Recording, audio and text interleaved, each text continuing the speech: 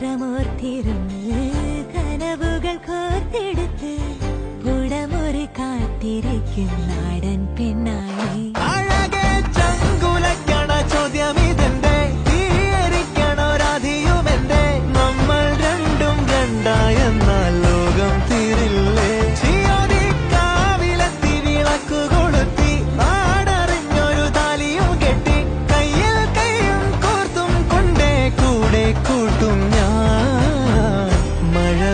ചന്തമേ നീയൻ സ്വന്തമേ